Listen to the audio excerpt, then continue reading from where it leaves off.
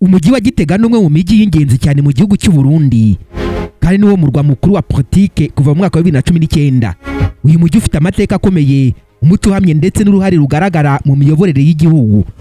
Iki kiganiro cyacu cy'uyu munsi kigamije kugaragaza inkomoko y'uyu mujyi, uko wiyubatse mu mateka naho ugeze muri uyu mwaka wa 2025. Inkomoko y'umujyi wa Gitega ishingiye ku mateka ya CYAMI mu Burundi. Ni umwe mu mijyi ya kera cyane, aho mu gihe cy'ubwami bw'u Burundi Gitega yabaye igicumbi cy'ubutegetsi bw'abami b'u Burundi. Aha niho hari ingoro z'abami, abami nka Mwezi Gisabo, ndetse hanabaye ikicaro cy'ingoma z'umurage gakondo w'Abarundi. Gitega yari izwi nk'ikibanza cyubashywe n'abaturage ndetse n'abayobozi bitewe n'uruhare yagiraga mu buzima bw'umuco, ubuyobozi n'imibanire y'igihugu. Mu gihe cy'ubukoloni bw'Abadage n'Ababiligi, Gitega yagumye kugira agaciro nk'umujyi w'umuco n'itumanaho rihuza ibice byinshi by'igihugu. Uyu mujyi rero wubatswe ku misozi igororotse ndetse ubereye kuba icyicaro cy'ubutegetsi bw'igihugu hagati. Nyuma yo kwigenga cyangwa se nyuma y'ubwigenge, yavuga mu 1962, umujyi wa Gitega wagomye kuba ahantu hafite agaciro ariko wakurikiwe cyane na Bujumbura yahawe kuba umurwa mukuru. Mu mwaka wa 2019, ubutegetsi bwari buyobowe na Perezida Pierre Nkurunziza bwatangaje icyemezo cyo kwimura umurwa mukuru wa politike Igitega uvanwa i Bujumbura. Icyemezo cyashingiwe ku mpamvu zitandukanye. Gitega kuba iri hagati mu gihugu bigatuma byorohera abaturage bose kuyigeraho, kwagura amahirwe y'iterambere mu gihugu hagati ahantu hatifashishwaga cyane, gukomeza kubungabunga umuco n'amateka Gitega ihagazeho. Iki cyemezo cyatumye ibiro bikuru bya leta nk'ibiro bya perezida, inteko ishinga amategeko, zimwe muri minisiteri byimurirwa Gitega. Nubwo Bujumbura igikomeje kuba igicumbi cy'ubucuruzi n'ubukungu, Gitega ikomeje kuba igicumbi cya politike y'igihugu. Gitega kandi uyu mujyi uzwi nk'umurwa mukuru w'umuco, irimo ingoro ndangamurage y'igihugu yitwa Musée National de Gitega, ikaba ifite ibimenyetso by'amateka y'igihugu kuva hambere, ibikoresho by'umuco, imyambaro n'ubugeni gakondo. Ikintu cy'ingenzi kiranga Gitega ni ingoma zitwa Gishora. Izi ngoma zashyizwe ku rutonde rwa UNESCO w'umurage w'isi udafatika cyangwa se ibyo bita intangible heritage kubera agaciro kazo mu muco w'Abarundi. Umuhango wo kuvuza ingoma, kuzirikana no kuziraga ni imwe mu migenzi ikomeye y'ibisekuru byinshi by'Abarundi. Ni nuko ntangiye Mutama ndi kwizera Janvier Gadi nk'ibisanzwe, guhaye ikaze mu kiganiro cya none kandi guhaye ikaze kuri Kwizera Rwanda official. Turatangiye. Kuva Gitega yabona umwanya nk'umurwa mukuru wa politike, ibikorwa byo kuyivugurura byarushijeho kwiyongera. Ubwo ndavuga nk'imihanda. Hakozwe imishinga yo gukwirakwiza imihanda ya kaburimbo ihuza Gitega n'indi mijyi ikomeye nka Ngozi, Bujumbura ndetse yewe na Rutana. Amashanyarazi n'amazi. Leta yazamuye imishinga yo gukwirakwiza amashanyarazi no kugeza amazi meza ku baturage b'imijyi n'imidugudu yegereye Gitega.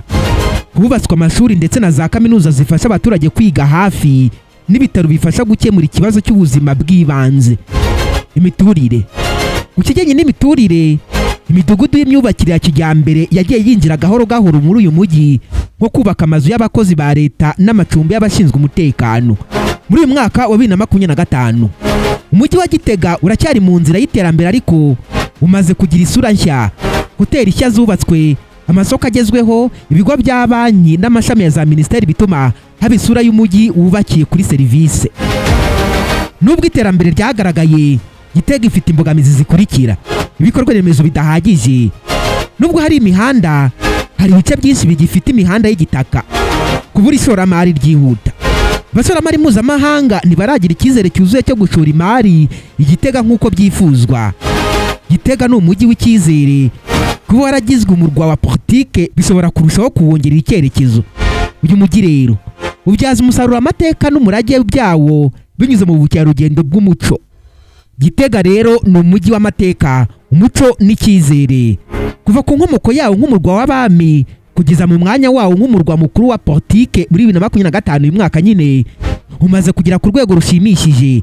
Nubwo hakiri inzitizi, ibikorwa remezo biragenda byiyongera bigaragaza ko Gitega izaba umujyi w'intangarugero muri Afurika y'Uburasirazuba.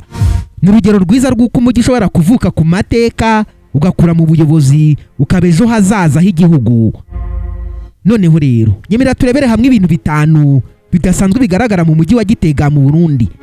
Ibigusobanurira mu buryo bwimbitse kandi burambuye bijyanye n'amateka, umuco, ibidukikije n'imiterere yawo kugeza muri uyu mwaka wa 2025.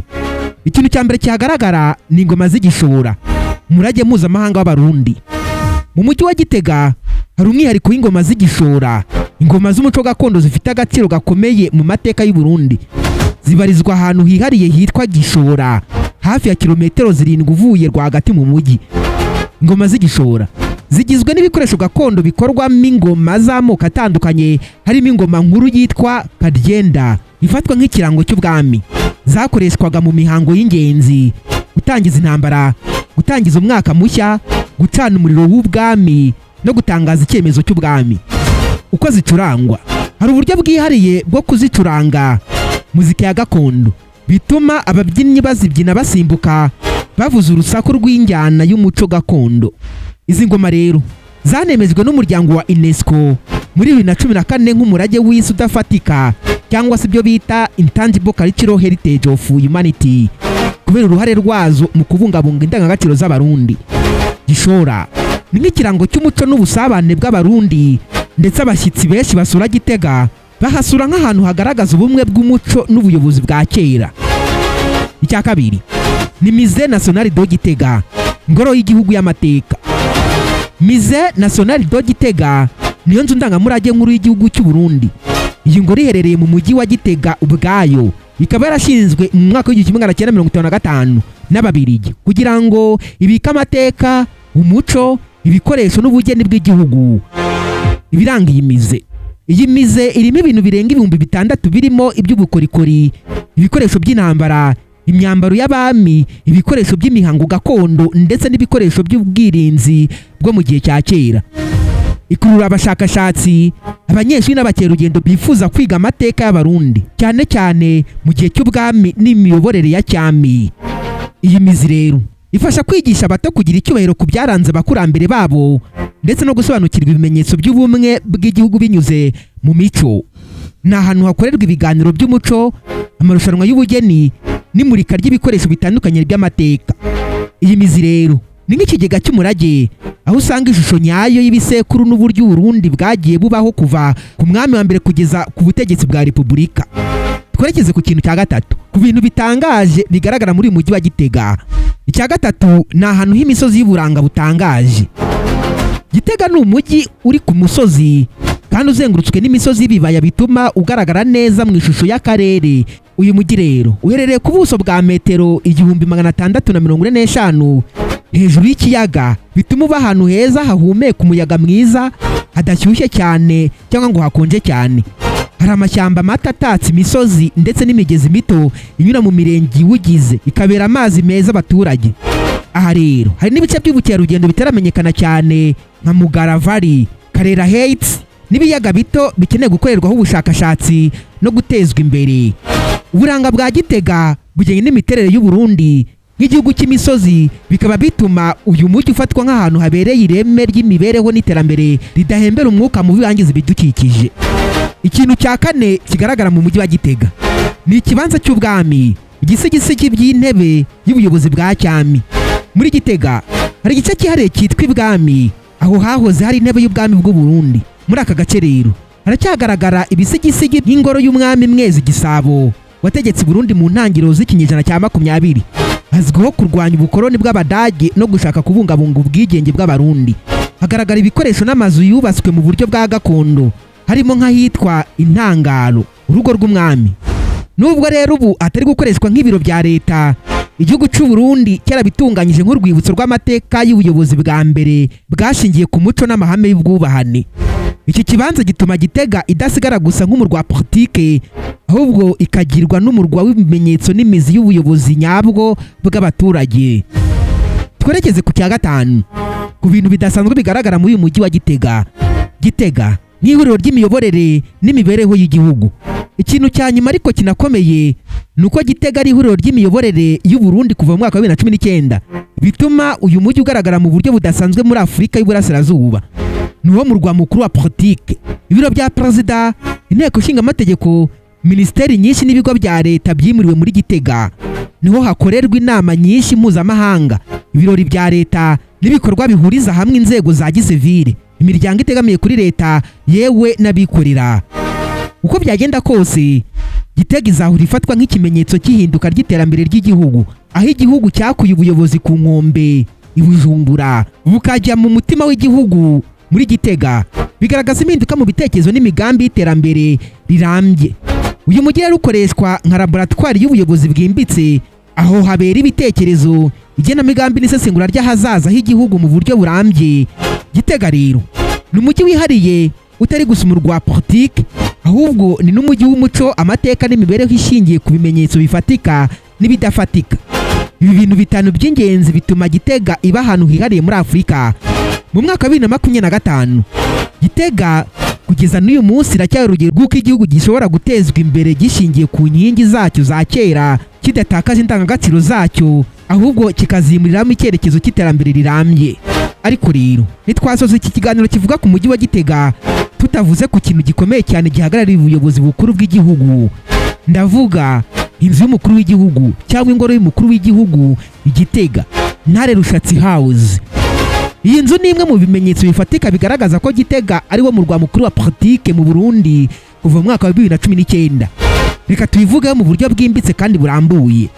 Inzu y'umukuru w'igihugu yitwa mu buryo bwemewe ingoro y'umukuru w'igihugu, mu Gifaransa Palais Présidentiel de GiTEGA Ntare Rushatsi House.